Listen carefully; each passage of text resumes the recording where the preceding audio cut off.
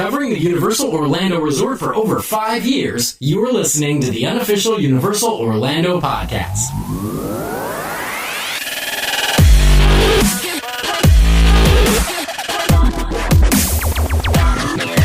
Hello, everyone, and welcome to episode 237 of the unofficial Universal Orlando podcast. Your regular teacher is not here today. I will be your assistant teacher here, Darren. Joining me, we have Lee.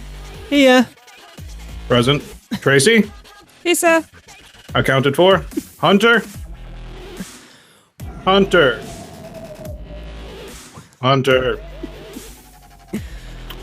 Okay. Well, let's begin. Oh, you see, I missed the opportunity. It should have been a Ferris Bueller reference there, shouldn't it? Well, my friend's sister's brother's boyfriend said he saw Hunter pass out at 31 Flavours last night. I heard it was pretty bad. No problem whatsoever. Hey, how's it going, everybody? Good. How are you? Let's not mention where Hunter is. Yeah, I'm he there guessing again? Yeah, but on the other coast. Well. Oh, yeah. Yeah. That's happening, isn't it? Yeah. Well, I hope you're Very having jealous. a good... While we sit here and toil in the podcast newsroom. Mm-hmm. So is everything going good for you guys? Yes. It is. Yeah. All right, excellent. Good. Well, And you? let's keep going good. Good. You know, same old. Yeah, life Not doesn't enough change time that at the much. parks. Just, I need to get back there. Yeah. Yeah, Agreed. I know that feeling. Yeah, right. Well, let's keep the good feelings going and Yay. go right into the Producers Club birthdays. Tracy? Right. We only have one this month, and that's Sean Meekham, and his birthday is March the 11th.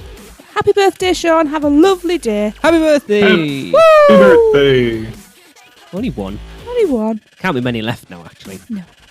Unless you've forgotten a few. It has been Never gonna known. let me forget that. Yes, No. yes. I'm a busy boy. Yeah. All right, well, let's go into the little things with Seth. Hi everyone, Seth Kabursky, bringing you the last look at all the little things around Universal Orlando for February of 2017. The biggest little news since my last edition was the ticket price increase at Universal Orlando, bringing up all regular ticket prices a few dollars. Maybe they're using some of that ticket price increase on new ceiling fans that were recently installed at the parking garage hub.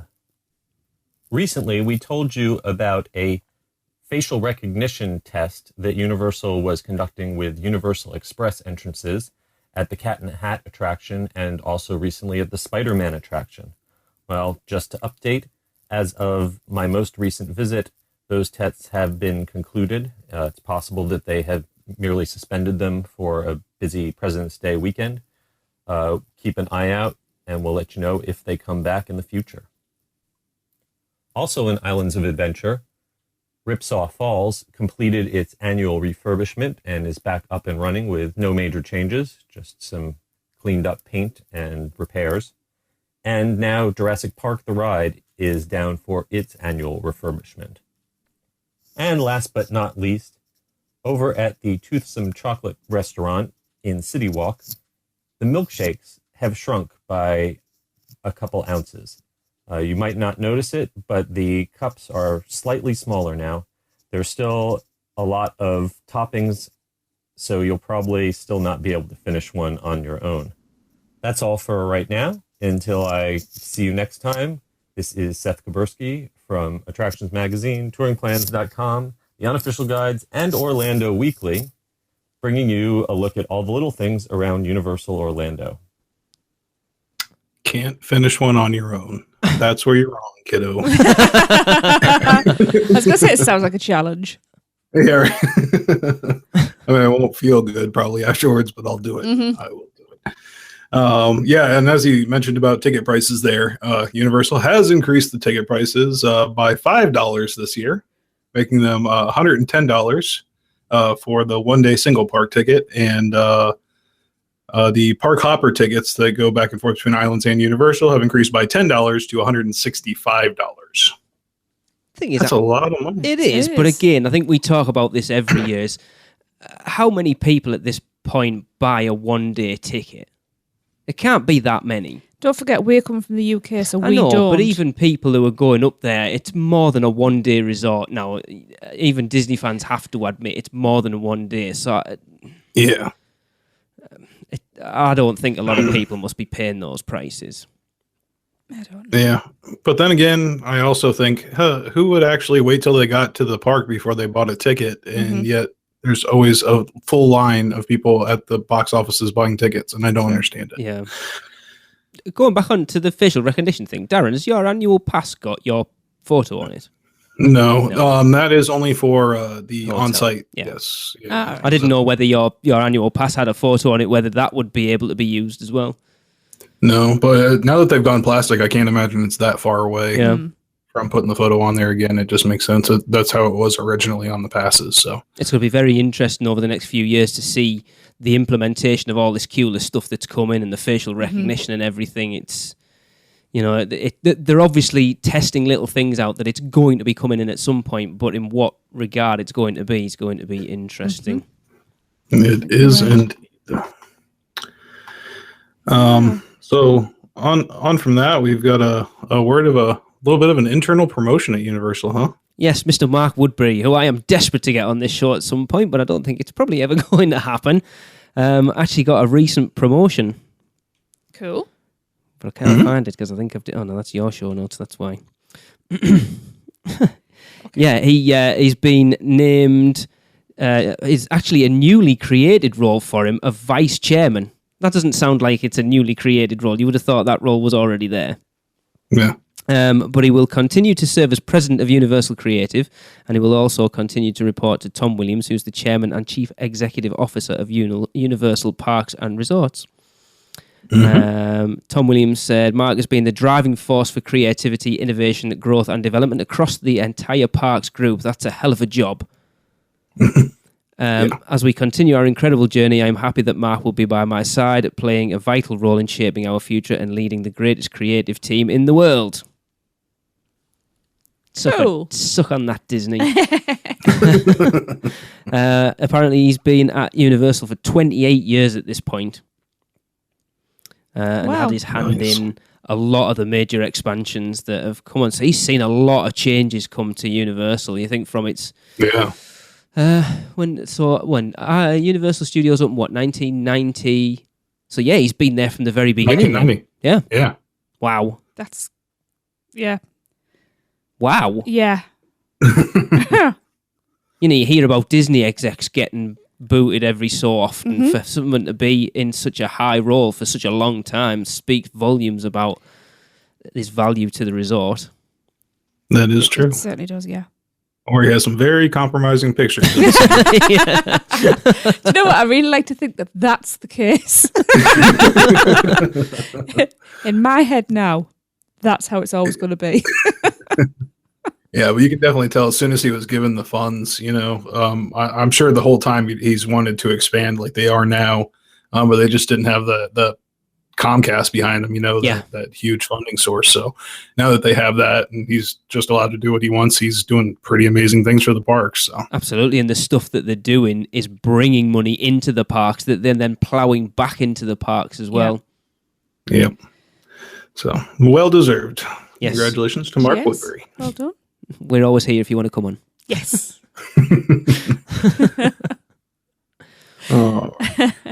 Let's go into the veggie section. Woo! Yeah, okay. Right. Well, don't you say, okay, I am looking at this picture. Yeah, I actually put your picture in this week. You did.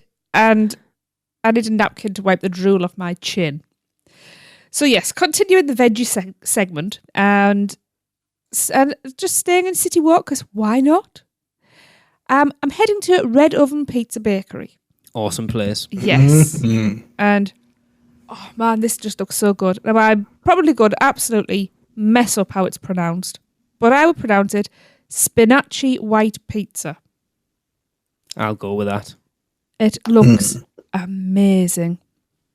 And what Universal said is a Spinaci White Pizza is a must-try at Red Oven Pizza Bakery on City Walk. It has fresh spinach, mozzarella, taleggio cheese, Parmigiano Reggiano, and diced tomatoes. depending on which side of the world you're on. And I agree. It looks like a yummy Italian creation, which will surely Surely. satisfy your cravings. I only copy and pasted. I'm going to have a look at that and It see says if that's surly, right. It does I say can that, and spell. I only copy and pasted it, so someone needs But the backside. do you know what? That's another thing that I'm going to have to try because it looks amazing. It just looks juicy and... A lot of different colours that make the poor Darren can't see it. Oh, it's just got the bright green spinach and the bright red tomato and then just this lovely golden yellow base because obviously it's got the tomato base that usual ones do.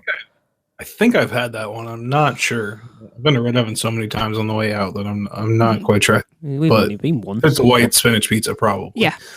It looks good. I can't even remember what we got. Pepperoni. We got 2. Pepperoni and I think it was just cheese because your daughter only eats cheese. Because she's boring. Mm-hmm. And we were coming off the back of like A long flight. about 15 or 16 hours worth of travelling at that point. Yeah. It's good pizza though. It was. So yes, Well- if you've tried it, let me know what it's like. You know, talking about Red Oven, what I like, it's one of those things that whenever I go on holiday, I love sitting outside eating. Especially in somewhere like City Walk, if you get there like we did, where it was about 7, 8 o'clock, so you've got the people coming out of the parks, it's got a real buzz going on, the sun's just starting to go down. I love that time of night, just Yeah, it was like being the able lights to start to chill out. come on and it was the atmosphere stunning. changing. Yeah. Yeah, I love that. Yeah. It was good. Awesome. Yeah. Yeah, and they have a couple of good kind of vegetarian options. Like it's not vegan because they're still heavy in the cheese. I don't think there's any cheese alternatives there, but but yeah, a lot of good vegetarian options there anyway. So Is it's this, a good place to check out. I'm sure we'll hear about more of those. yes, Tracy, here's a stupid question. Is there such thing as vegan cheese? Yes, there is. There is? Yes. Okay. It's not cheese at all. It's not. What is it? I don't know. I'm not vegan. I'm going to look that up. By definition alone, you think cheese has to be not necessarily vegan because it's made out of milk. Well, not because I have milk substitutes. Have you ever heard of toe cheese? Yeah, let's not go down a different... Belly button cheese? No, I've never heard of... Belly button cheese is always blue. It is. It's been scientifically proven. Belly button cheese? No. He's not listening. 10 vegan cheeses available in the UK. Where have we going, by the way? Probably get the Holland and Barrett. Tafuti Original Creamy Smooth. It doesn't tell you what it's made of. Just Probably tofu. It's got You'd never tofu. guessed that it's made from tofu. That's enough for me. There you go. Never had tofu. I'll get you some.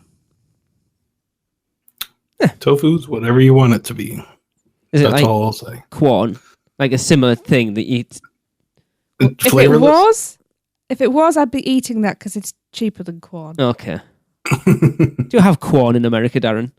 I think I've heard something about it.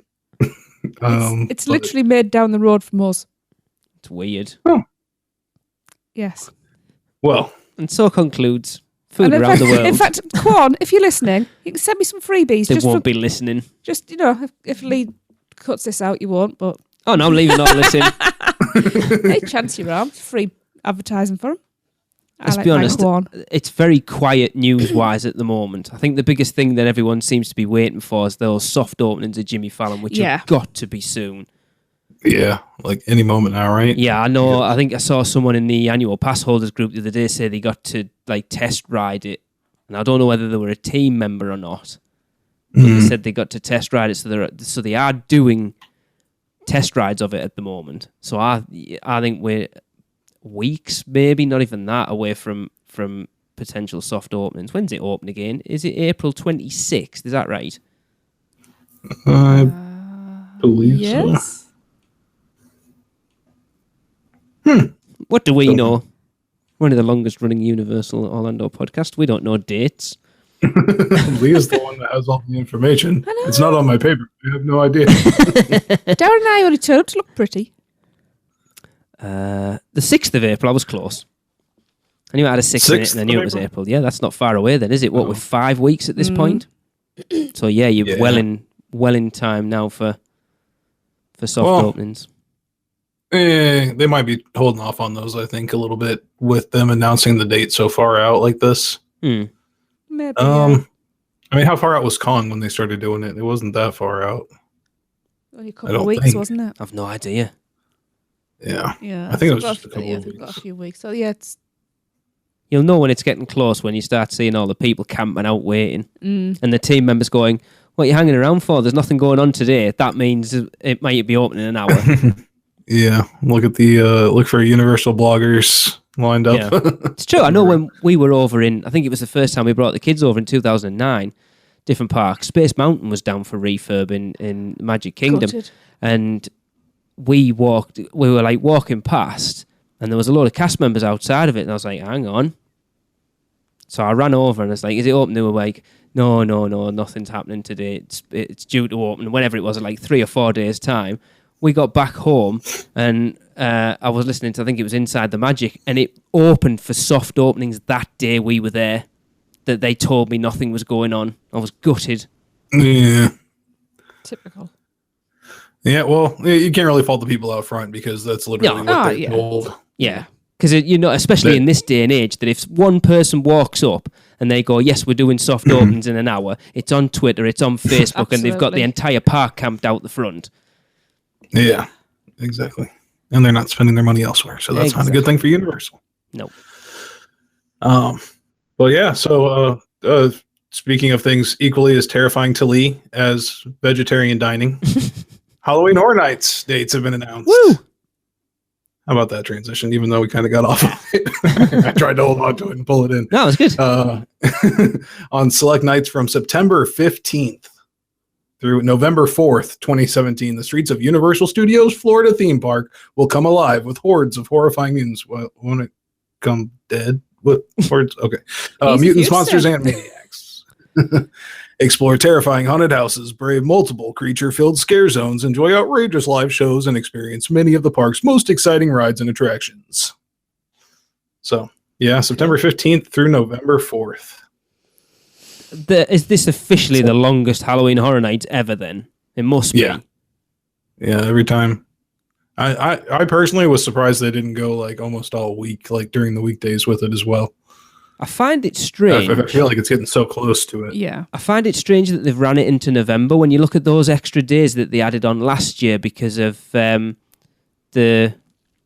storm. Was it a storm? I can't even remember what it was now. Yeah, it was a storm. And I know Hunter went to one of those last days and he said it was absolutely dead. I'm surprised they've pushed it so far into November.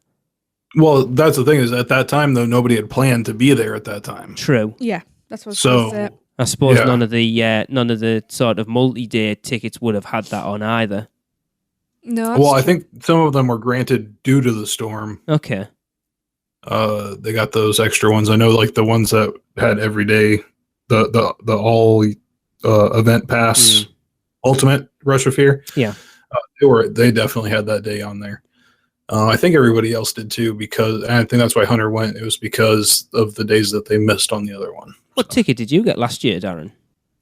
Just a one night ticket. It must have been such a come down from the year before. It was, but we went to a lot of different haunt stuff, so it was cool. A bit of a break. Variety. It was nice too. But this year, I think, I don't know, depending from the rumors, that are flying around, it's going to be probably a year I want to go more than once. So, well, what rumors are you hearing at the moment, Darren? Let's get into it a little bit. The Shining was the first one to come out, but then it's kind of called a little bit because Murdy said there was no Stephen King properties on their coast. So it seems like that would be something that would be on both coasts. Yeah. And I think that was off of one of their clues. So not quite sure on that. And that's another bummer too, if that's the case too, because Stephen King's It is not on there as well. I'm hoping they're going to save that for a couple of years. Heavily rumored one. So when's the new It coming out? Is that this year?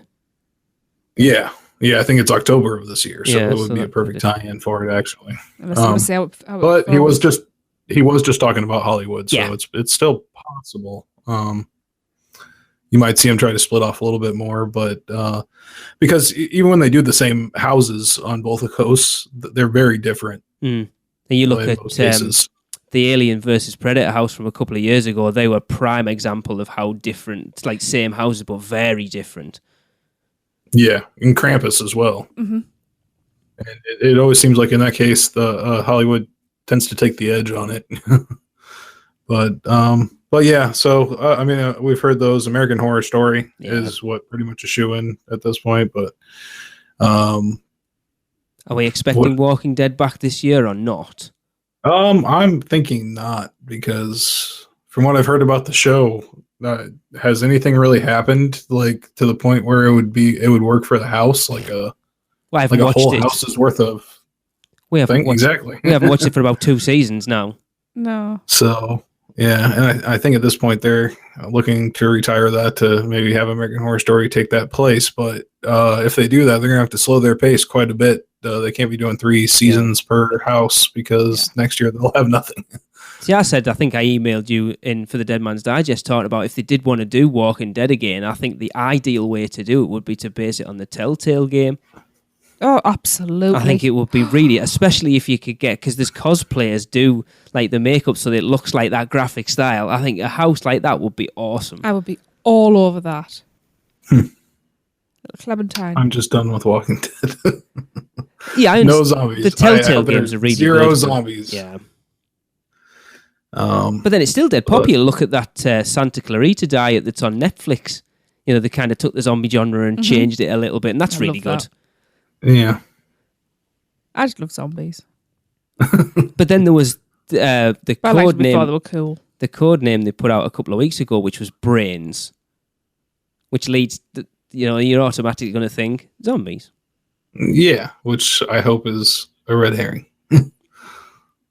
So Zombie. I don't think that would work as a house. I'd think it was cool.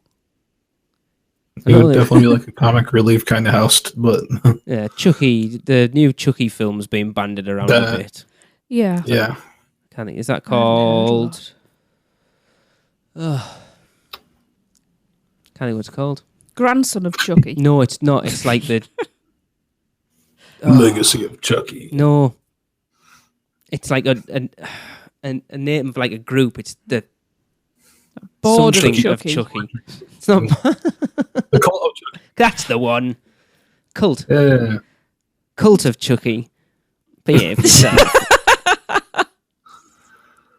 Yeah, they're crap. We watched Child's Play 2. No, the first one with the kids last year, and it's terrible.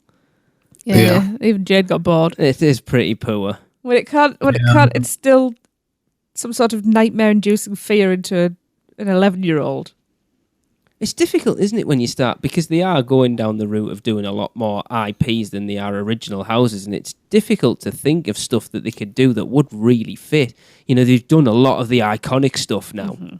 When you think iconic horror films, the only thing that springs to mind that they haven't done is Amityville. At least I think they haven't done it. Yeah, no, I don't think so.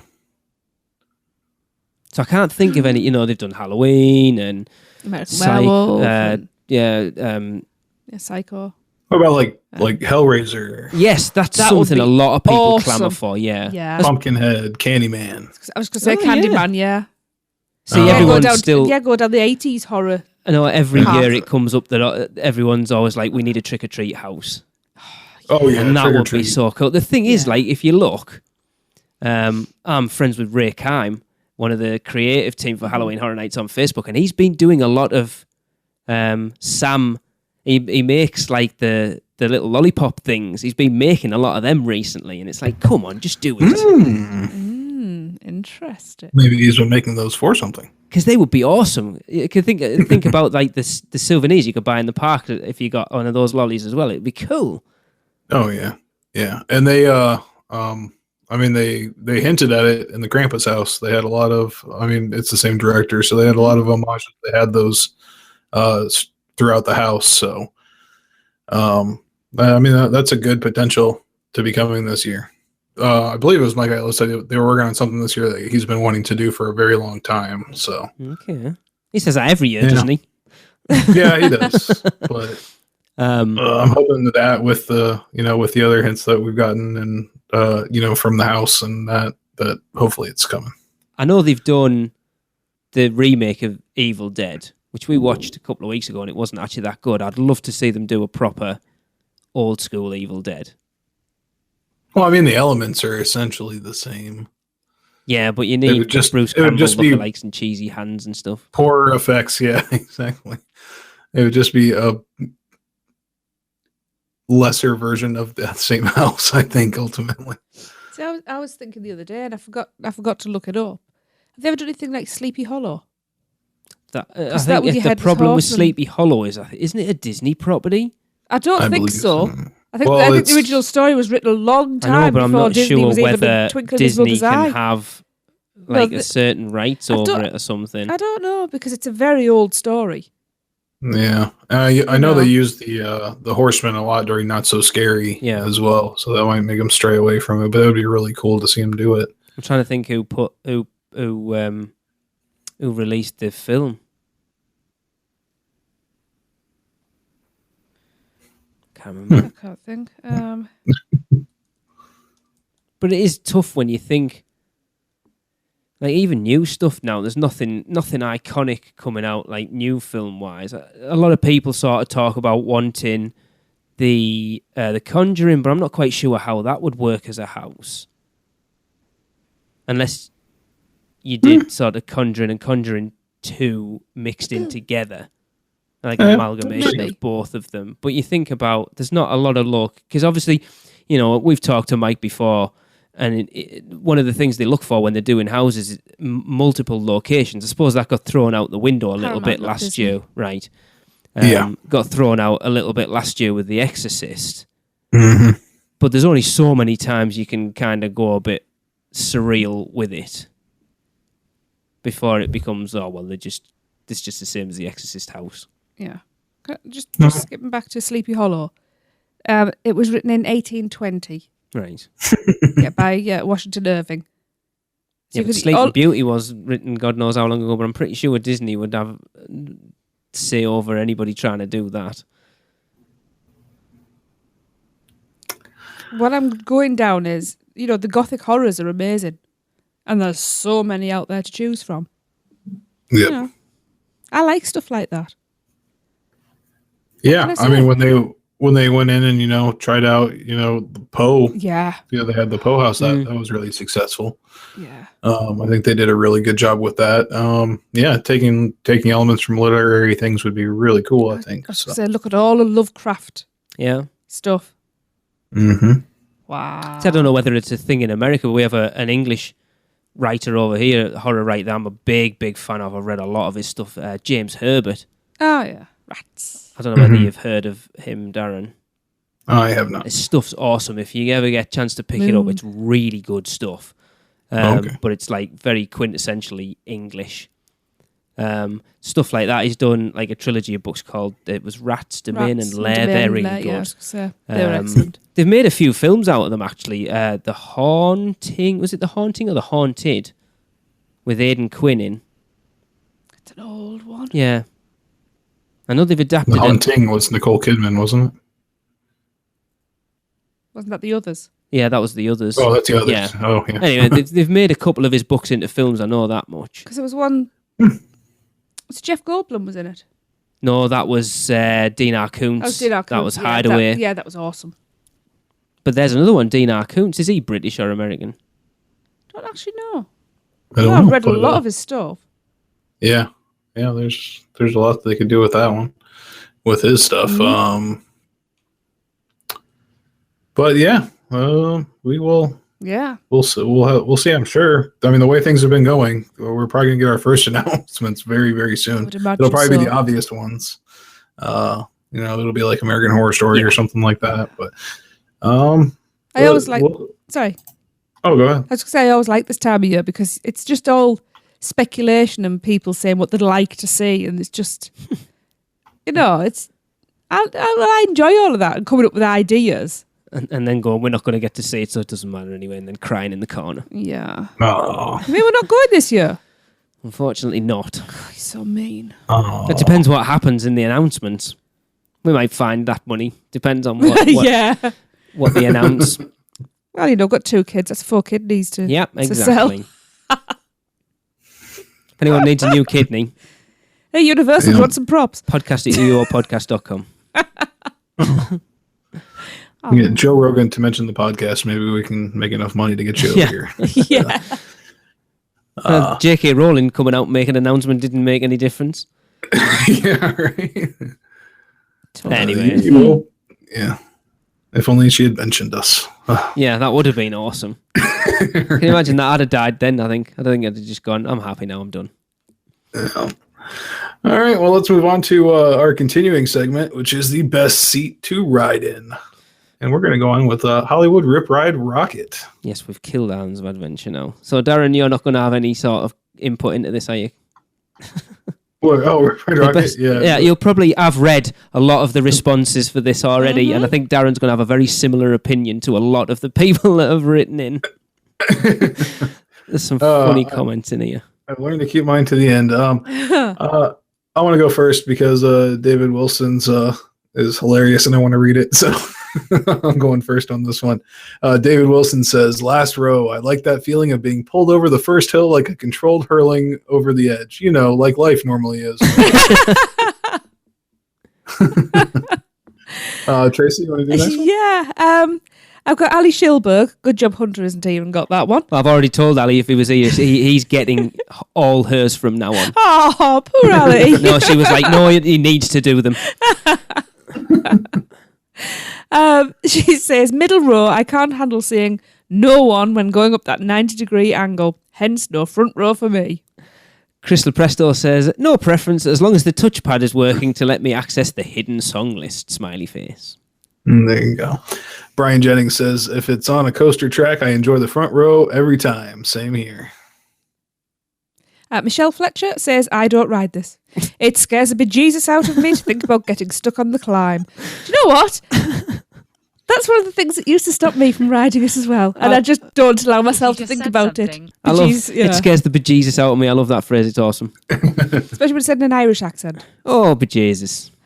Oh, okay.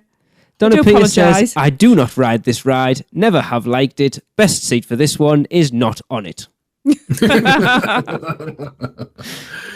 Holly Cotter says, any seat on this works for me.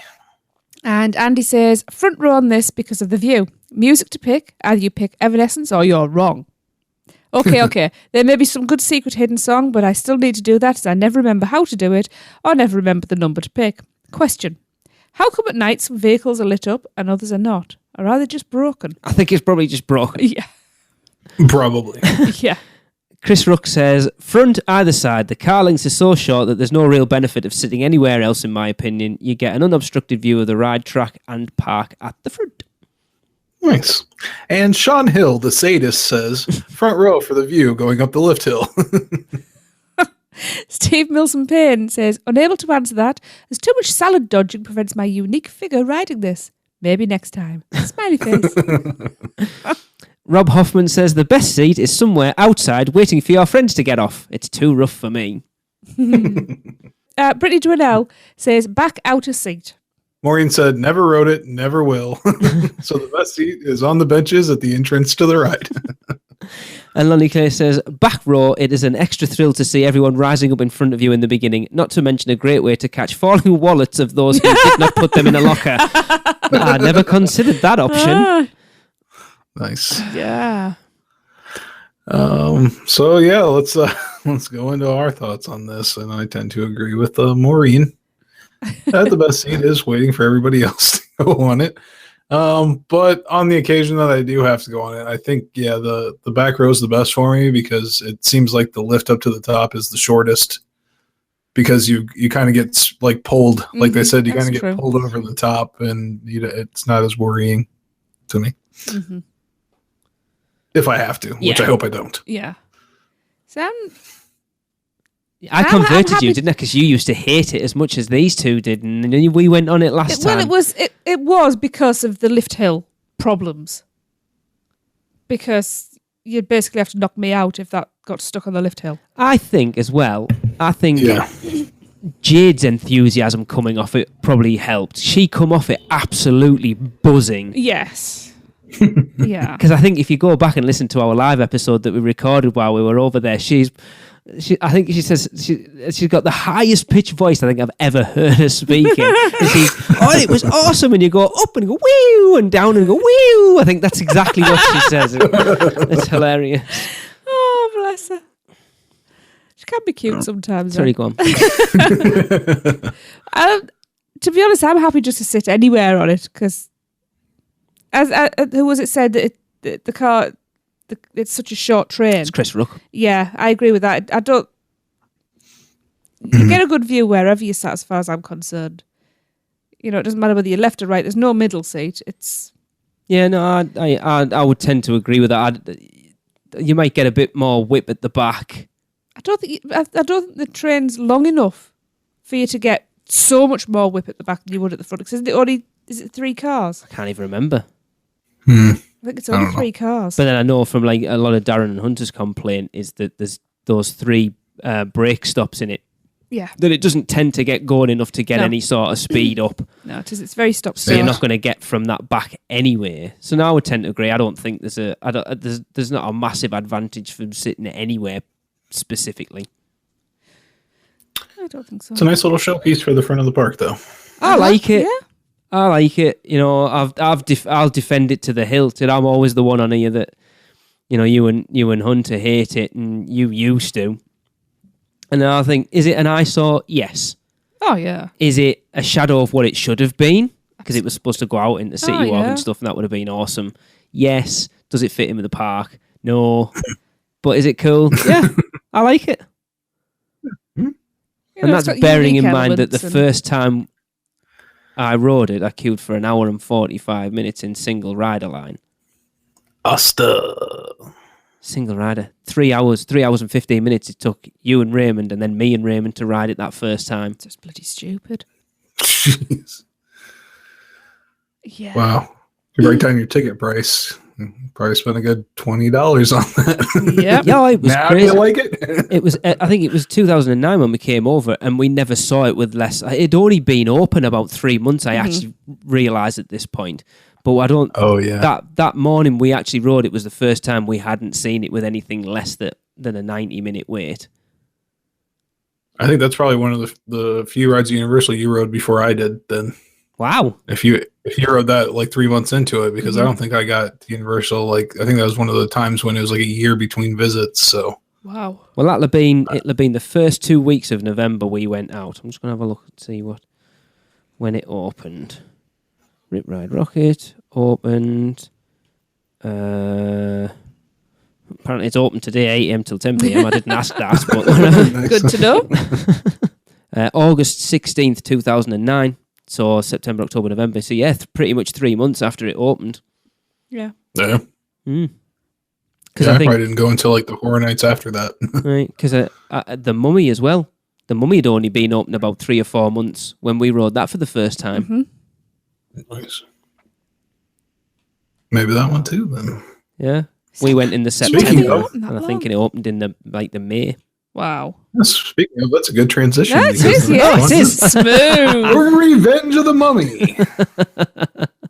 I'm on So- fire lately. Yeah, Should be. we'll just keep the same order going there. So Sean Hill says front row, but all the seats are good. And Brittany Dwinell says front row. Maureen says front centre. Holly Cotter says any seat in the first 2 rows. And Rob Hoffman says, I don't think there's a bad seat on the ride, but I prefer the back. Steve Milson Payne says middle to rear. Brian Jennings says just behind the front 2 rows, so 3 or 4 on the outside. Better timing overall for falling wall. That's a good point. Yeah. Yeah. And Chris Rook, says front middle. Again, the cars are relatively squat, so front for me for the unobstructed view. Yes. Andy says, I think the back for this one. For the first part of the ride, because there's so much to see in some of the rooms, and you might miss some of it sitting in the front. And for the second part, because the back is more intense. And David Wilson says, I like to be on the far left or far right and in the back row. There's so much to see and take in on the first part of the ride. Also, sometimes in the front, you see the last of the reset from the previous train, but get more of the show from the back row. Mm-hmm. Donna Pierce, I am not fussy with this one. Every seat is a good seat.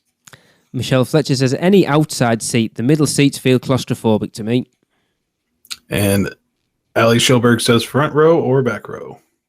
Chris Lepresto says, prefer the front, but all the seats are good. And Lonnie Clay says, got to be the front, though nothing can beat the time I got there as the ride opened and I got to ride it completely by myself. Wow. Never forgot what it was like to have the only voice screaming as my own. That's awesome. How cool is that? I think that's like, I think we've rode Men in Black, just us two before. Yeah. Which is crap. Yeah. Yeah, 'cause you don't get the suit.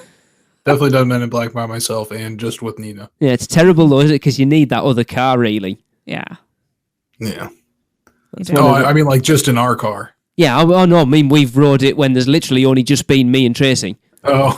So the other car went off and there was nobody in it. What you need to be able to do is, when it's just two of you, get in the opposite cars. That would be cool. That would be cool. And battle against each other. That's now on my bucket list. Right? I wonder why they didn't do that for you guys. No, never. Weird. Huh. Next trip. They didn't like you. They didn't like the cut of your jib. We weren't famous back then. Aliens. Yeah. Yeah, one look at Lee and they were like, yep, aliens. I take some grief. You deserve it. But yeah, back to the Mummy. I really don't think I have a preference on this one, to be honest. Sit in the front and you can catch like the little I believe it was ET. When you first go into the treasure room, up on the screen, up in the top left hand corner, you can see a little flash of ET for a second. But you can only see if you're in the front row, because by the time the second row gets in the room, it's gone. Because you got told that on the production tour, is that right? Yeah. Yeah. Cool. That's cool. So, but yeah, on the back, it's cool. It's probably timed better for the middle and the back rows. But being the kind of person that likes to see as much of behind the scenes as possible, I think it's kind of cool to see that reset before you go in. It gives you more of that like studio feel to the ride. So, I'd probably say the front then.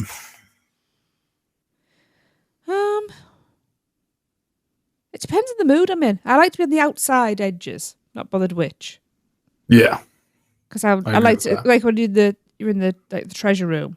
Because my neck's usually sore from craning around and seeing as much as I can in those few seconds you're in there. Yeah. But then when you're in where all the scarabs come pouring out, I like to be in the front because you're right in the thick of it then. But then again, when you have that bit where you shoot backwards, if you're in the back row, for me that's more intense because you see the people in front rise up. Yeah. When you do that little drop down. I don't know, I think every row, every seat has its own what's the word I'm looking for? There's a reason to ride in every seat. Yeah, each one gives you a different ride, and I think each seat actually is a good seat. Yeah, because I can't remember who it was said that if you get in the middle, you get the better timing for the wall coming down after the treasure room. But I think if you get out on that left-hand side, you'll obviously get a better view of the fake ending in the middle because you'll be right next to that booth when the mummy animatronic's there. Yeah. I think kind of like what we talked about with Rip Ride Rocket. I think at the back, you might get a little bit more speed and a little bit more width, but the coaster sections are so small that I don't think it's going to make a massive... 3 rows? 2 rows? 3? Can't remember. Come on, Darren, it's your favourite ride. 4 rows. And they're slightly tiered, aren't they? I can't remember. Yeah. I don't think there's any whip to that one at all. Yeah. It's just one, because it's all in one vehicle, so it's not going to... One thing I have noticed is sitting at the back, it's not as hot when you have all the flames. Oh, see, the ceiling flame bit, I love that bit. And I want to be right underneath that. So wherever the seat is that's right directly underneath, that's where I want to be. You're like dead center for you. Yeah. I love that bit. I just love the ride. We know it so well. We mug for the cameras and... Oh God, even like after our second trip, we knew where the camera was and we would always mug for it at that point. Yeah.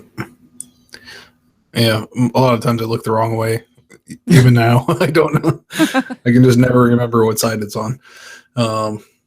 But yeah, so I think that's going to do it for the show. Unless anybody's got anything else. I think we should mention. I can't believe we've got this far without mentioning it. Yeah, well, Oh my gosh. we did have when we were talking about Jimmy Fallon. I was going to jump in then, but Oh yeah, that would have been a perfect yeah. transition, wouldn't it? Yeah. So yeah, tragic news that we'd lost Bill Paxton, 61-year-old, was he? Yeah. Yeah. Complications in surgery, was it? It was Yeah, a he bit had of a heart shock. surgery and apparently had a stroke afterwards. Wow. I know. I mean, we've all seen Twitter and Facebook and everywhere just exploded. Just the shock of it, and Yeah, I mean, 'cause he's anyone. only he's not 61. It's That's not no an age age, is at it? all. You know, anyone who's a James Cameron movie fan will have seen, Terminator, Aliens, Do you know Titanic, The Abyss. Well, no, he wasn't in it. Was he in The Abyss? No. the quotes that I've seen out there as well? You know, the main one's been Game over, man. That's Game the over. one. Yeah. And there was a real nice thing. I'm sure plenty of people have seen it. It really touched me. The Storm Chasers, obviously the Twister. All the Storm Chasers went out and set the coordinates. So now on the map, it says BP. Yeah, that's cool. It's fantastic.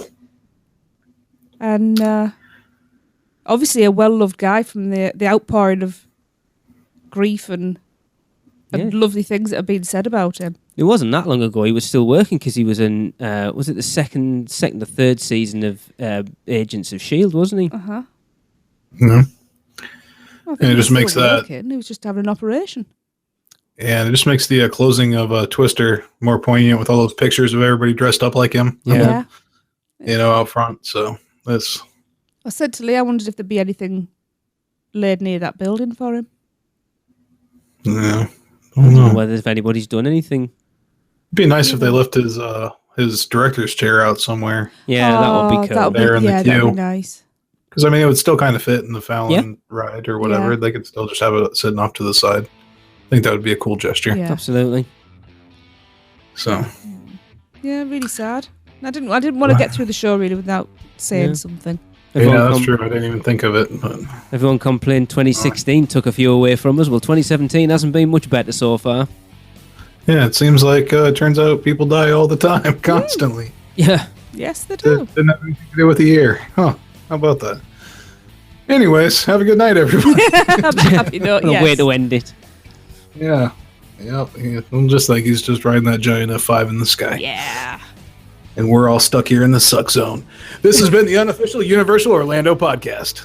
Excuse me. How do I get out of this chicken outfit? That's it for another unofficial Universal Orlando podcast.